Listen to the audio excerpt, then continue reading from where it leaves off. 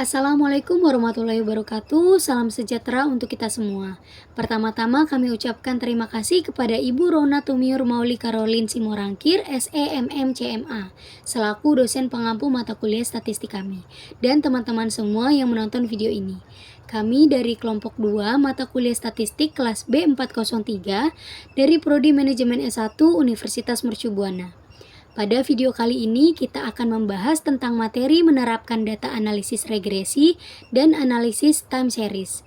Sebelum masuk ke dalam pembahasan materi, kami akan memperkenalkan anggota kelompok kami yang beranggotakan Naufal Muhammad Syafiq, Rio Hardiansyah, Juan Fajar Redriansyah, Muhammad Nazril Irham, Yohanita Mayang Pratiwi, Diva Karmelia Ilsani, dan Muftika Sari. Baik teman-teman, selanjutnya kita akan mulai pembahasan pertama, yaitu analisis regresi. Analisis regresi adalah suatu teknik yang digunakan untuk membangun suatu persamaan yang menghubungkan antara variabel tidak bebas atau Y dengan variabel bebas atau X, dan sekaligus untuk menentukan nilai ramalan atau dugaan. Persamaan yang menyatakan bentuk hubungan antara variabel terikat Y dengan variabel bebasnya X disebut dengan persamaan regresi. Persamaan regresi adalah suatu persamaan matematika yang mendefinisikan hubungan antara dua variabel. Untuk persamaan populasi, dirumuskan Y sama dengan A plus BX dengan huruf besar. Kemudian untuk persamaan dugaan sampel, dirumuskan Y sama dengan A plus BX dengan huruf kecil. Untuk mendapat suatu persamaan regresi, pertama-tama dilakukan pengumpulan data dari variabel yang akan dilihat hubungannya. Misalnya, variabel Y dan X. Selanjutnya dibuat gambar titik-titik kombinasi Y dan X dalam sistem koordinat yang biasa dikenal dengan scatter diagram. Dari scatter diagram dapat dibayangkan bentuk kurva yang sesuai dengan kombinasi data Y dan X. Scatter diagram berfungsi untuk membantu menarik garis regresi. Pada contoh gambar di sini, scatter diagram berfungsi untuk hubungan antara volume ekspor dan nilai kurs USD. Selanjutnya di sini ada metode kuadrat terkecil, yaitu suatu metode untuk menentukan persamaan regresi dengan meminimumkan jumlah kuadrat jarak vertikal antara nilai aktual Y dan nilai dugaan atau ramalan Y, atau bisa dilambangkan dengan sigma E pangkat 2 sama dengan sigma dalam kurung Y1 dikurang Y topi 1 pangkat 2 sama dengan minimum. Bentuk umum persamaan regresi yaitu Y topi sama dengan A plus BX, di mana Y topi adalah nilai dugaan atau ramalan dari variabel Y berdasarkan nilai variabel X yang diketahui. A adalah intercept, yaitu titik potong garis dengan sumbu Y atau nilai perkiraan bagi Y pada saat nilai X sama dengan 0. B adalah slope atau kemiringan garis, yaitu perubahan rata-rata pada Y untuk setiap unit perubahan pada variabel X. Lalu X adalah sembarang nilai bebas yang dipilih dari variabel bebas X. Di sini pada gambar A, persamaan regresinya adalah Y sama dengan A plus BX, antara nilai Y dan X mempunyai hubungan yang positif. Apabila nilai X naik, maka nilai Y juga naik. Lalu pada gambar B, persamaan regresinya adalah Y sama dengan A min BX, antara nilai Y dan X mempunyai hubungan yang negatif. Apabila nilai X naik, maka nilai Y turun. Selanjutnya di sini kami juga menampilkan rumus untuk mencari koefisien A dan B, di mana Y adalah nilai variabel bebas Y, A adalah intercept yaitu titik potong garis dengan sumbu Y, B adalah slope atau kemiringan garis yaitu perubahan rata-rata pada Y topi untuk setiap unit perubahan pada variabel X. X adalah nilai variabel bebas X dan N adalah jumlah sampel. Selanjutnya di sini ada standar error atau kesalahan baku pendugaan, yaitu suatu ukuran yang mengukur ketidakakuratan pancaran atau persebaran nilai-nilai pengamatan Y terhadap garis regresinya Y topi. Standar error selanjutnya dapat dihitung dengan menggunakan rumus SY.X sama dengan akar pangkat sigma E pangkat 2 per N dikurang 2 sama dengan akar pangkat sigma dalam kurung Y dikurang Y topi pangkat 2 per N dikurang 2, di mana SY.X adalah standar error variabel Y berdasarkan variabel X yang diketahui. Y adalah nilai pengamatan dari Y topi adalah nilai dugaan dari Y, dan N adalah jumlah sampel derajat bebas N dikurang 2 karena terdapat dua parameter yang akan diduga, yaitu A dan B. Untuk menghitung nilai SYX menggunakan rumus SYX sama dengan akar pangkat sigma Y pangkat 2 dikurang A sigma Y dikurang B sigma XY per N dikurang 2. Setelah menemukan nilai standar error SYX, dengan mengasumsikan bahwa distribusi dari error adalah normal, maka standar error untuk penduga A dan B, yaitu SA dan SB, dapat dicari dengan rumus sebagai berikut. Untuk SB sama dengan SYX per akar pangkat sigma X pangkat 2 dikurang dalam kurung X sigma X pangkat 2 per N. Untuk SA sama dengan SB dikali akar pangkat sigma X pangkat 2 per N sama dengan akar pangkat dalam kurung sigma X pangkat 2 dikali dalam kurung SYX pangkat 2 per N sigma X pangkat 2 dikurang dalam kurung X sigma X pangkat 2. Selanjutnya di sini ada asumsi-asumsi metode kuadrat terkecil, di mana yang pertama nilai rata-rata dari error term atau expert value untuk nilai setiap X sama dengan 0, di mana asumsi ini menyatakan E garis miring sama dengan 0. Yang kedua, nilai error dari dan J atau biasa disebut dengan kovarian saling tidak berhubungan atau berkorelasi. Asumsi ini biasanya dilambangkan dengan CV dalam kurung J sama dengan 0, di mana I tidak sama dengan C. Perkiraan interval dan pengujian hipotesis. 3. Perkiraan dan pendugaan interval. Yang keempat, varian dari error bersifat konstan. Varian dilambangkan dengan sigma pangkat 2, sehingga asumsi ini dilambangkan dengan dalam kurung garis miring J sama dengan dalam kurung minus J pangkat 2 sama dengan sigma pangkat 2. Lalu yang terakhir, variabel bebas X tidak berkorelasi dengan error term biasanya dilambangkan dengan CV dalam kurung J sama dengan 0. Selanjutnya ada perkiraan interval dan pengujian hipotesis.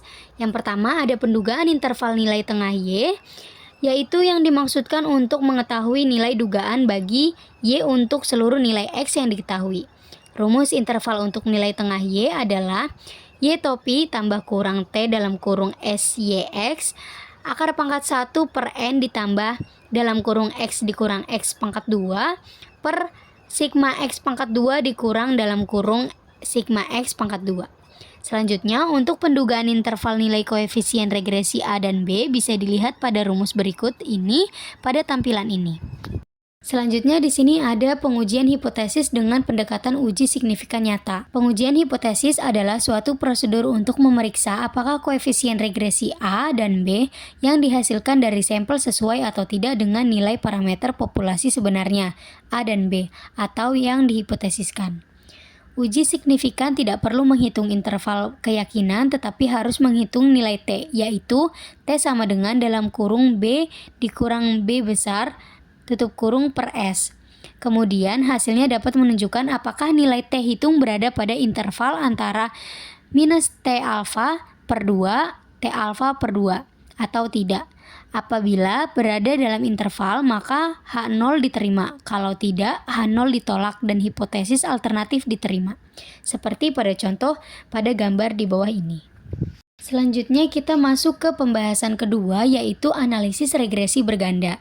Regresi berganda digunakan untuk mengetahui arah dan besar pengaruh dari variabel bebas yang jumlahnya lebih dari satu terhadap variabel terikatnya. Banyak peristiwa di dalam kehidupan sosial ekonomi yang menunjukkan bahwa suatu variabel terikat dipengaruhi oleh banyak variabel bebas. Untuk persamaan umum regresi berganda yaitu Y sama dengan A plus B1X1 plus B2X2 dan seterusnya.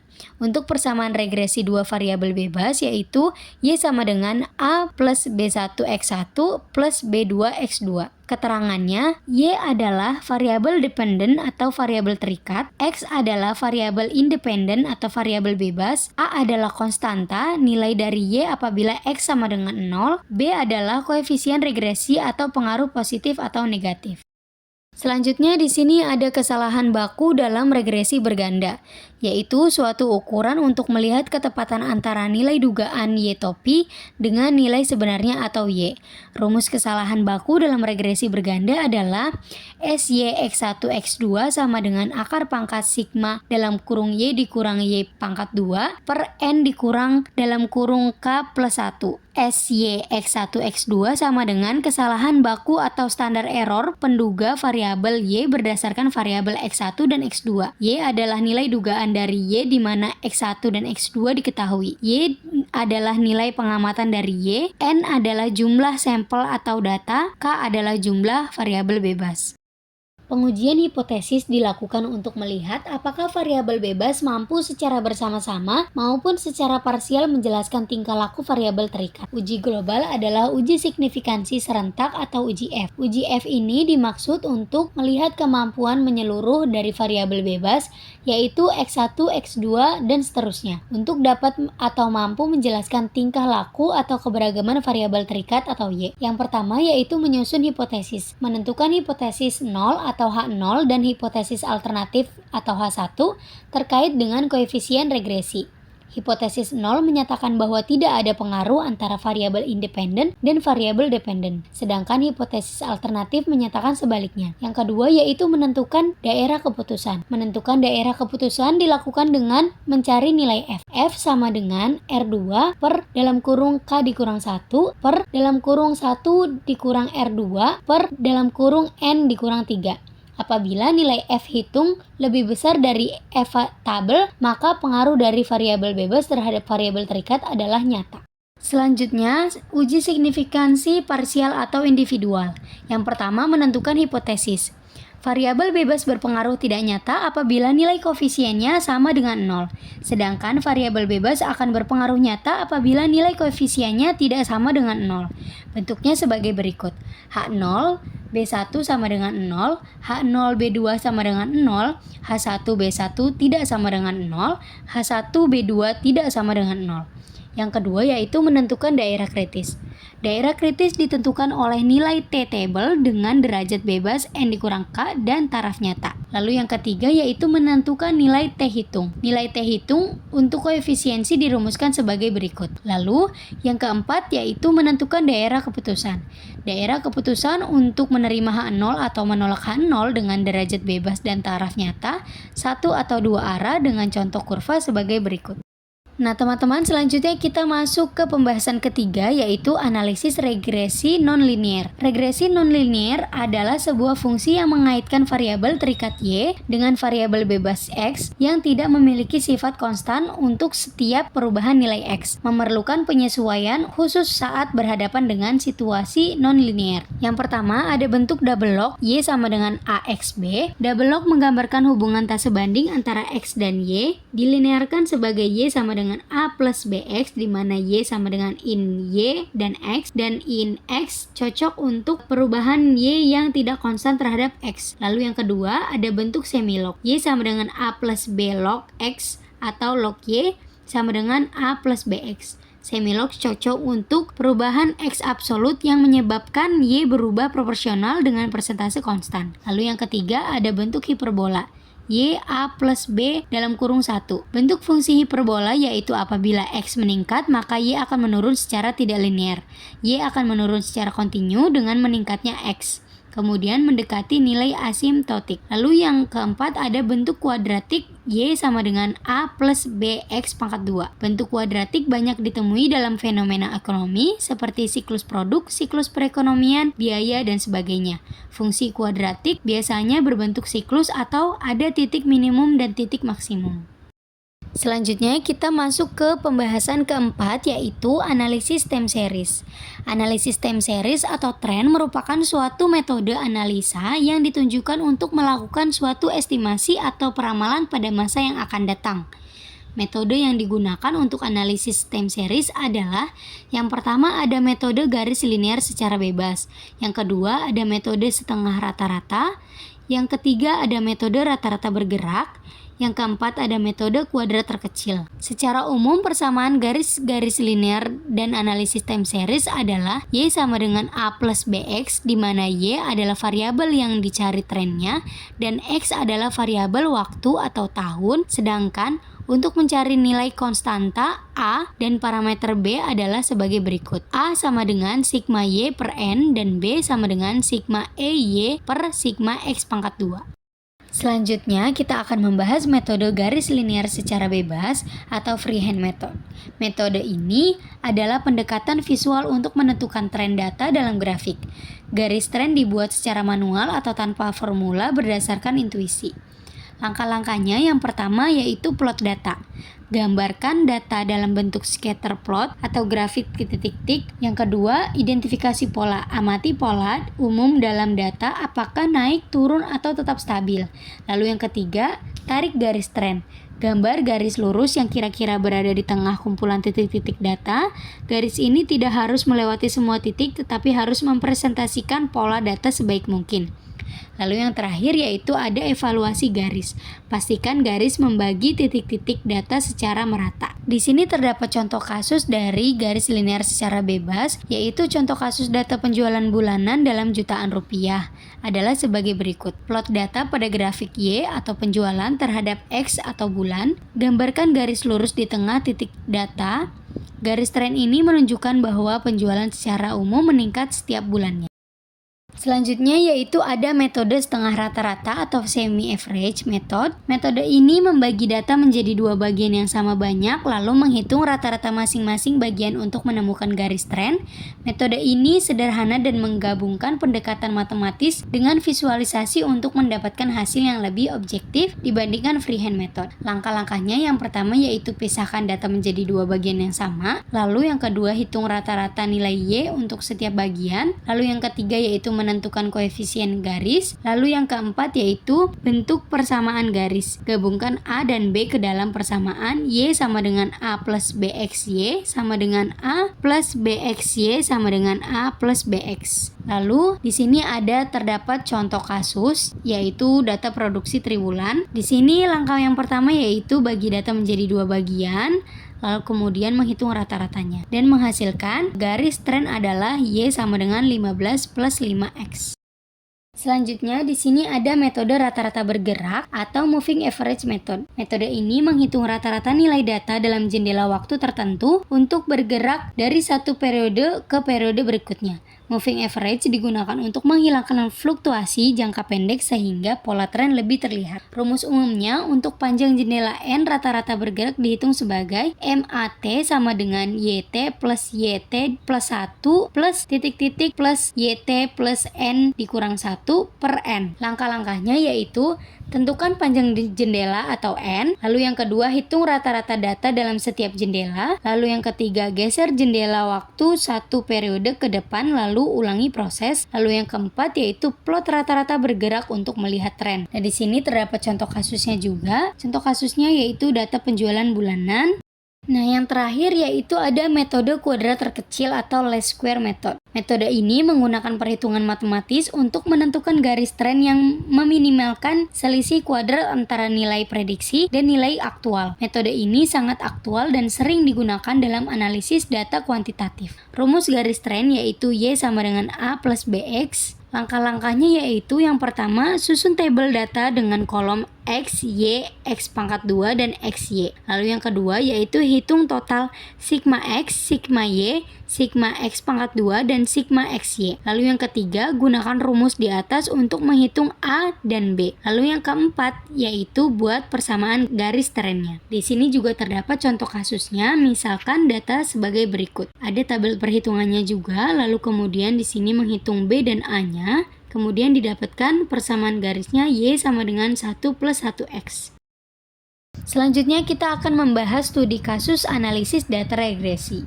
Di sini contoh soalnya yaitu seorang dosen ingin mengetahui apakah waktu belajar dalam jam dan jumlah tidur siswa mempengaruhi nilai ujian akhir mereka. Data dikumpulkan dari 10 siswa yang mencakup X1 atau waktu belajar sama dengan total waktu belajar dalam seminggu dalam jam. X2 atau jam tidur sama dengan rata-rata jam tidur per hari. Lalu Y atau nilai ujian adalah skor ujian akhir siswa atau skala 0 sampai 100. Di sini yang diminta adalah buat model regresi linear menggunakan variabel dan untuk memprediksi. Lalu yang kedua, interpretasikan hasil model regresi. Lalu yang ketiga, prediksi nilai ujian jika waktu belajar 16 jam per minggu dan rata-rata tidur 6 jam per hari. Selanjutnya, untuk menjawab pertanyaan dari studi kasus tersebut, kita menggunakan model regresi linear. Y sama dengan A plus B1X1 plus B2X2.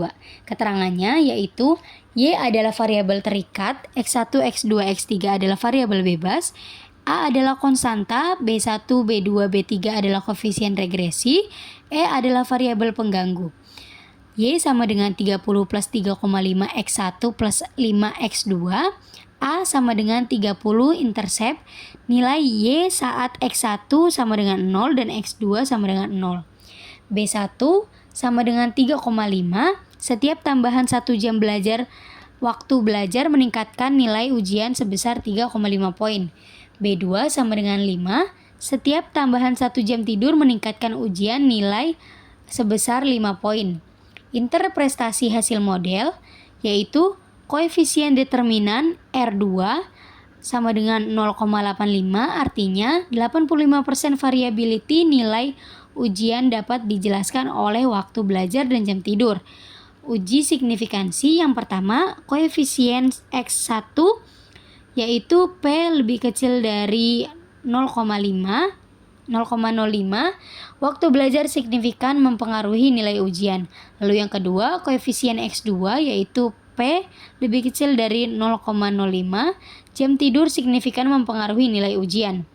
Lalu yang ketiga yaitu model secara keseluruhan signifikan dalam kurung F statistik P lebih kecil dari 0,05. Kesimpulannya, waktu belajar dan jumlah jam tidur secara signifikan mempengaruhi nilai ujian siswa, dengan waktu belajar memiliki pengaruh yang lebih besar. Lalu di sini ada prediksi nilai ujian. Jika waktu belajar X1 sama dengan 16 per minggu dan jam tidur X2 sama dengan 6 jam per hari, sama dengan Y sama dengan 30 plus 3,5 dikali 16 plus 5 dalam kurung 6. Y sama dengan 30 plus 56 plus 30 sama dengan 116. Namun karena nilai ujian memiliki batas maksimum 100, maka prediksi akhirnya adalah 100. Selanjutnya kita akan membahas studi kasus dari analisis time series. Diketahui sebuah perusahaan tekstil PT Jaya Abadi mematok harga penutupan saham selama 5 hari terakhir dalam jangka waktu 10-14 Juli. Adalah Rp500, Rp600, Rp700, Rp620, dan Rp530. Untuk menghitung berapa nilai WMA dari data harga saham tersebut, kita perlu menghitung dahulu nilai rata-rata tertimbang dari setiap harga saham dengan memberikan pembobotan dengan nilai berbeda, di mana jumlah bobot keseluruhan harus berjumlah 1-100%. Karena terdapat 5 data harga saham, maka kita bisa memberikan bobot 1 untuk harga saham pada tanggal 10 Juli, bobot 2 untuk harga saham pada tanggal 12 Juli, dan seterusnya. Dengan angka pembagi 15 setiap bobot agar jumlah bobot keseluruhan bisa bernilai 1 atau 100%. Setelah itu, jumlahkan nilai yang dihasilkan untuk mendapatkan nilai rata-rata tertimbang harga penutupan PT Saham Jaya Abadi. Di sini, WMA sama dengan 33,33 plus 80 plus 140 plus 165,33 plus 176,67. WMA sama dengan Rp595,33. Dengan demikian, nilai rata-rata pergerakan harga saham PT Jaya Abadi tertimbang untuk periode 10 Juli sampai dengan 14 Juli adalah Rp595,33. Sekian presentasi dari kelompok kami, kurang lebihnya mohon maaf.